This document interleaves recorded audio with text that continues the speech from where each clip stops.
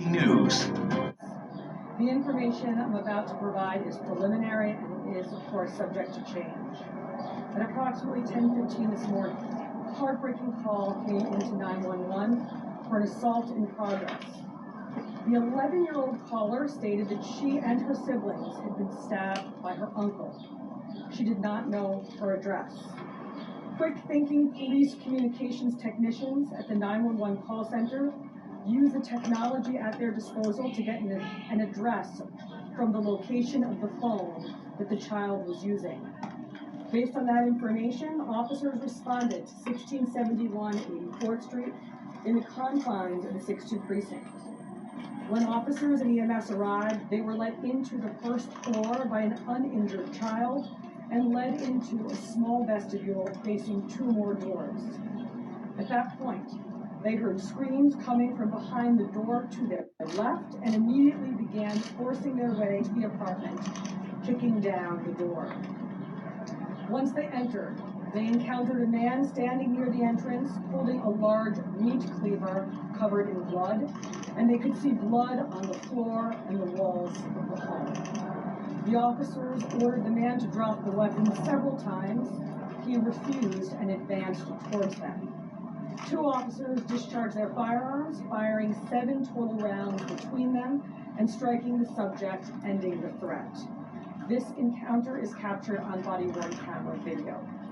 Inside the apartment, officers found 4 female victims aged 16, 13, 11, and 8. All had serious slash and stab wounds, and responding officers and EMS provided emergency medical care on scene before the victims were removed to Maimonides Hospital. At this time, all 4 children, thank God, are expected to survive, but this could have ended very differently.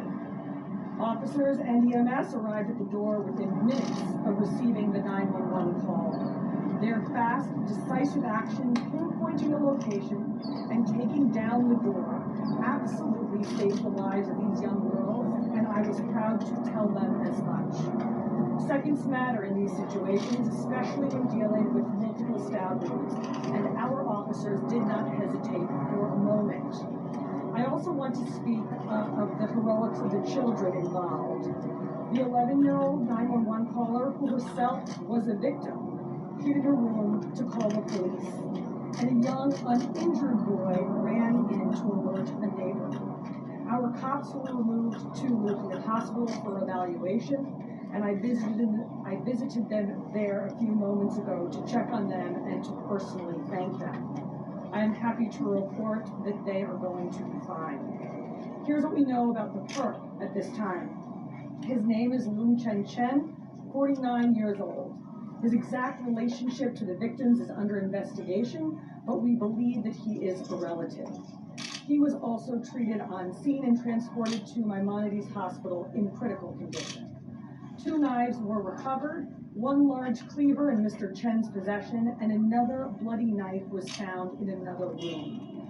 Obviously, the motive behind this horrific attack is still under investigation, and we will provide more information when we have it. According to family members, though, Chen does have a history of mental illness, and we can tell you that there seems to be no prior DV history at this location. But here is the bottom line. Right now, we have 4 children who are still alive because of the quick thinking and decisive action of your NYPD officers and EMTs. I want to thank and commend all involved: responding officers, EMS, the 911 call center personnel, hospital staff, and everyone who worked together to save these girls' lives. These are true heroes, and they did an exceptional job today. We are now happy to take any questions you might have.